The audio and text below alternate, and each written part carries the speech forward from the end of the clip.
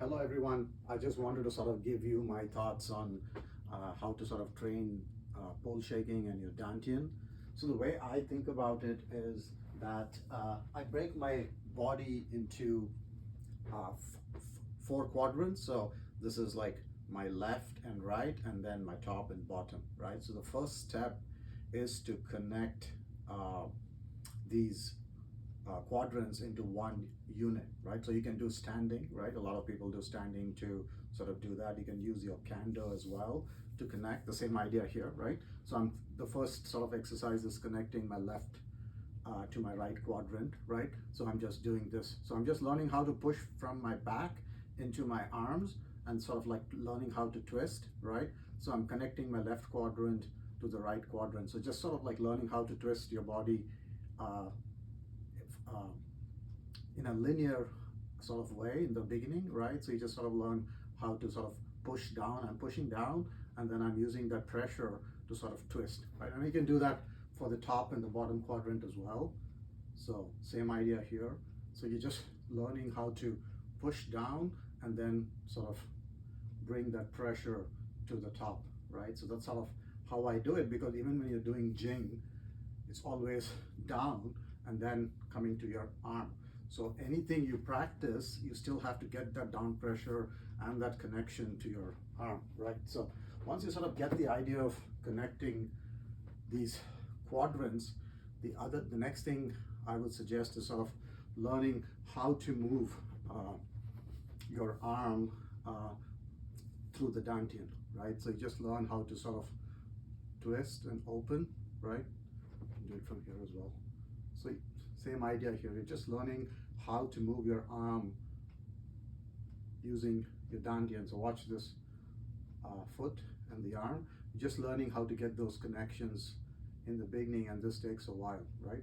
And then afterwards, you can use both arms as well. Same idea. So you're just learning how to connect this way, right? So this takes a while to get those connections, but the whole idea is just learning how to sort of connect your lower quadrant to your upper quadrant. Then once you sort of get the hang of that, the next step would be to sort of learn how to wind, right? So again, the first step here is again learning, once you get those connections, you're sort of driving the winding through your center to here, right? So you have to do it really slowly to get those connections going, and sort of learning how to move this arm from your back, right? In the beginning, it's sort of linear. You just learn how to get those winding, and then you can add the twist. And again, in all cases, you have to make sure that you have Jing, so you're training your suit in the lines of Jing forces as well.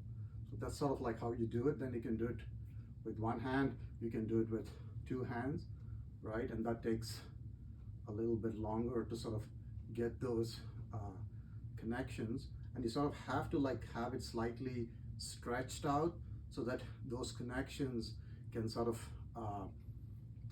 be trained as well. So you sort of do those exercises, and then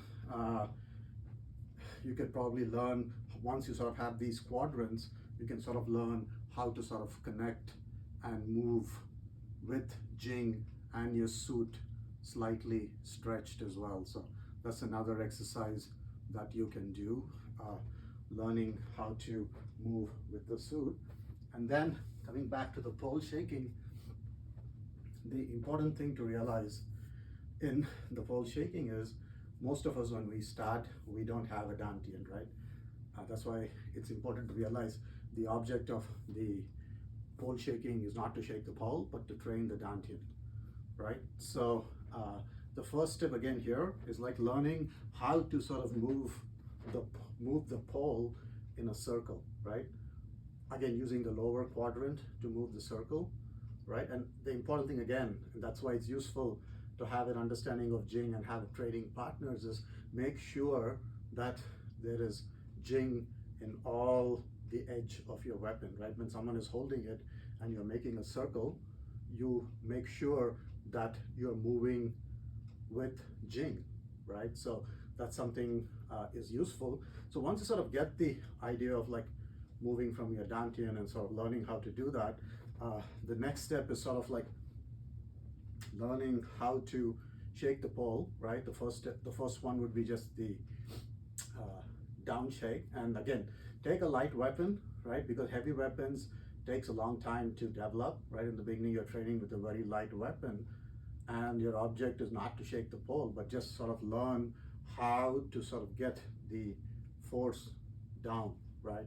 So you're learning how to shake very gently, right? No need to use a lot of force, right? Just learn how to drop. So when you're dropping, this is going down. So you're just learning how to drop gently, right? No need to use a lot of force, just gentle. Just sort of learn how to move and then drop.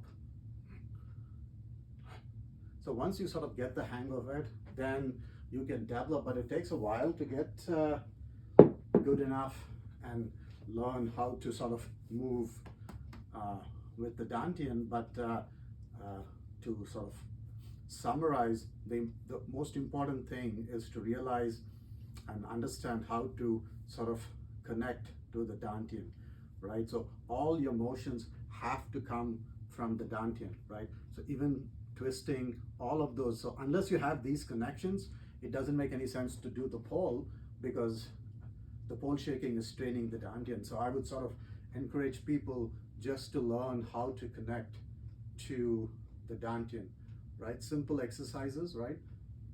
One hand or two hands, right?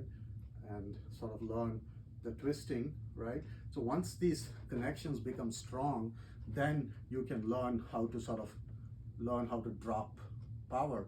But the first step is learning those connections. So I think using a lighter pole, not doing like heavy pole shaking, just learning those connections. And once those connections come, then you can sort of strengthen your pole shaking abilities. Thank you.